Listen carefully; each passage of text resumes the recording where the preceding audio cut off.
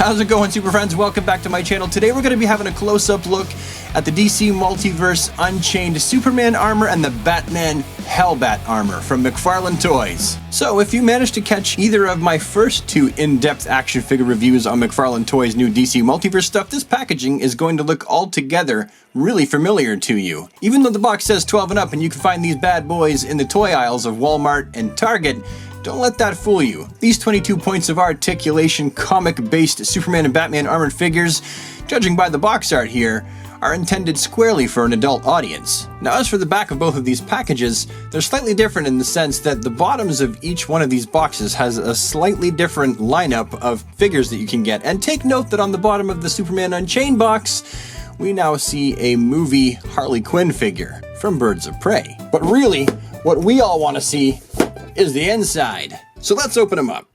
Here's what they look like out of the box, out of their bubbles, and with all their stuff. Each one of these bad boys comes with a circular round action figure stand and a trading card with the same picture that was on the back of the box, as well as a short data file on the back of each card with some statistics and a short bio. Both of Batman's wings are kind of neat because they got this hinge in the middle of them, which gives the wings some actual posability.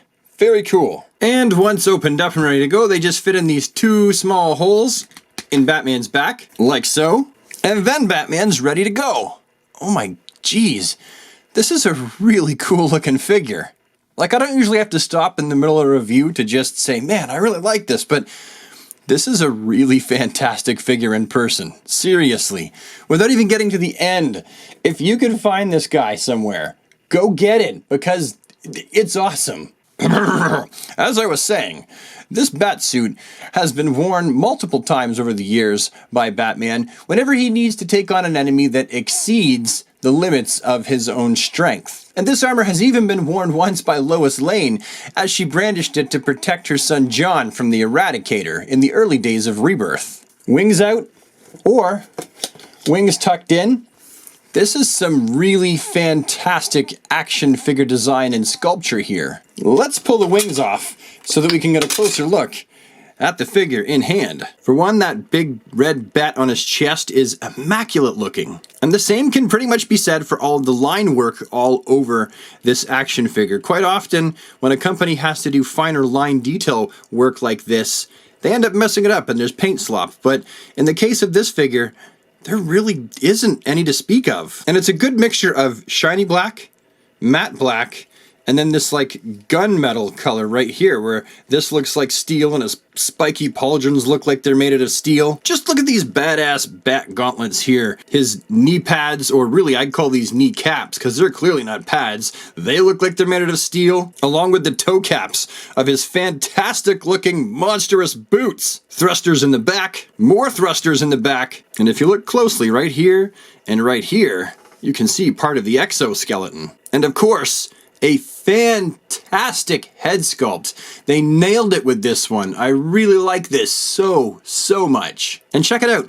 These shoulder pauldrons actually move right out of the way. They're on little pegs right there, so they're fully articulated. The overall paint scheme of this figure is simple, but it's actually really effective. Curious to see how he stacks up against other Batman armors? Well, I've got one version of the Greg Capullo Commissioner Gordon armor on the one side, and then I have that fantastic DC Collectibles Greg Capullo Batman armor on the other. And then here I've got him next to the Mattel Dark Knight Returns about to kick Superman's arse armor, and then also the Injustice 2 armored Batman look. What the?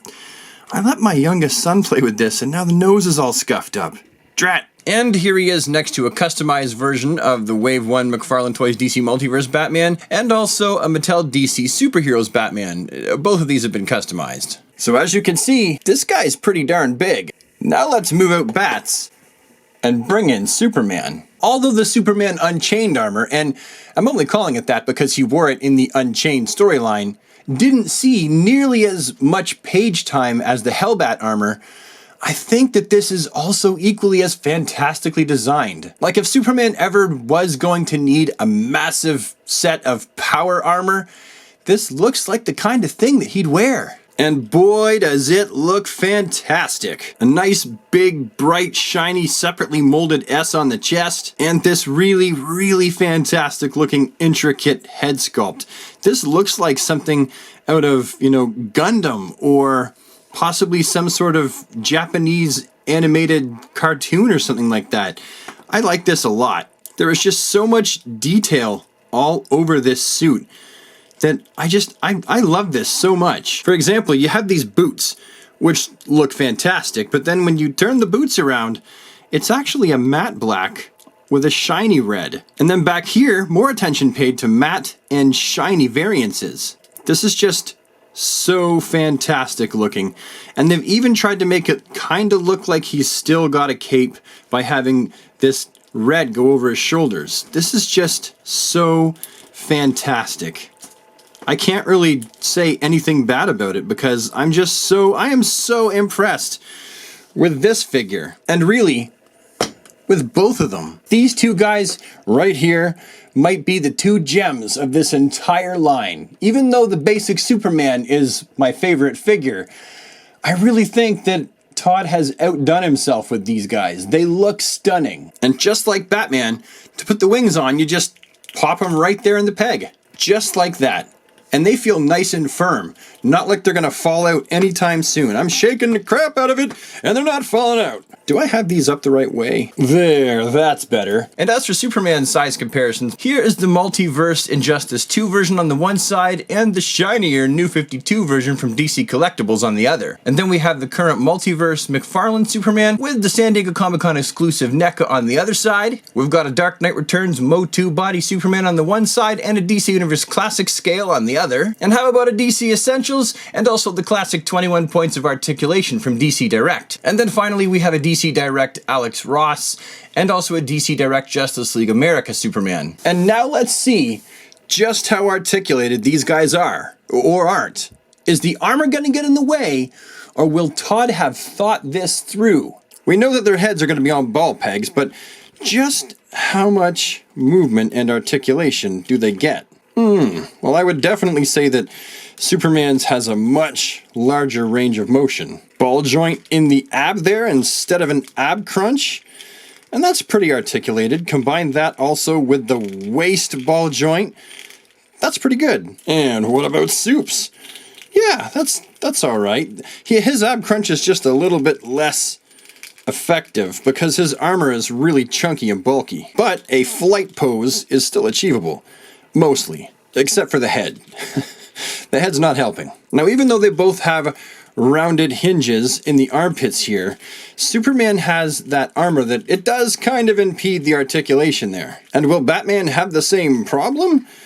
No, his shoulder pauldron actually moves completely out of the way. Each one also has a bicep swivel, single jointed pretty much 90-degree elbows, and rounded ball hinges in the wrists, of which Batman's are actually bigger, but they do the exact same thing. For that inner groin, you can see what they got. They got that articulation up there that McFarlane seems to do with all of their highly articulated action figures. Useful, but kinda ugly. And will the armor actually get in the way of how far forward and how far back their legs can go? That's actually not that bad. And the same can be said for Superman. His legs go up quite a bit. They do kind of splay apart like how female action figures used to be made of old because of the V angle of the front of his groin. And they also go back some. Actually, if you're standing straight, they don't go back much at all. But they still have a pretty darn acceptable range of motion there. And although it may look like it, neither of these figures has what you would call a thigh cut. That's just the illusion of how they were painted and constructed. But they do both thankfully have double jointed knees, as well as rounded ball hinges right there in the ankles. Batman's give him about that range of motion. The chunky boot does kind of get in the way, but like the rest of McFarlane's multiverse figures, it does act as an ankle pivot. And we've also got the toe articulation right there in the end. That looks like a T-Rex. Rah, rah, rah, rah, rah. Now, Superman's boots actually get in the way of his balls down here. It's really, well, I should probably reword that. Now, Superman's big red battle booties actually do get in the way of his articulation to a point because you can't move the foot past this piece that's hanging down on the sides of his boots. And finally, he's got toe articulation too. Oh yeah, and I forgot to mention that they both have butterfly hinges. Drat, I knew I forgot something. So what do I think about these guys? Do I actually like them? Do I think you should take the time and effort to go and track these bad boys down out in the wild, Target and Walmart, or if you live in Canada, EB Games, and probably at some point Walmart? Absolutely. This Superman and Batman Unchained and Hellbat are absolutely two of the shining gems of this entire first wave. I know that some people feel like McFarlane kind of went too heavy on the Superman and Batman characters with the first series and would have preferred to see some other characters made, but honestly, I kind of feel like starting out with DC's two biggest guns and showing up on the scene with the bang was probably the right thing to do. And who knows, maybe with Series 2, we'll get a comic book Wonder Woman, an animated Wonder Woman, and an armored Wonder Woman. That's if he keeps with the theme of animated, comic, and armored. But I think the sculpt of these two figures is absolutely fantastic. I think the paint job is also wonderful. Whatever you've seen of these two online, be it through myself and other reviewers' videos and people's Instagram accounts, it really is nothing compared to having these two figures in hand. They're big, they're beastly, and they are fantastic. It's because of these two figures here that I absolutely feel, and I've said this before, that us DC fans are in good hands with McFarlane Toys. Anyway, super friends, that's my story. I'm sticking to it. Hopefully you've enjoyed this video, found it useful and insightful, reasonable waste of time. And if you have, please take the time to leave a like on it. Any comments you have, you know where they go. And if it's your first time here, hey, I invite you on behalf of the rest of the super friends to come and stay for a while by hitting the subscribe button. And when you do so, you'll be a part of the DC squad. And until next time, have a DC day, super friends, and take care.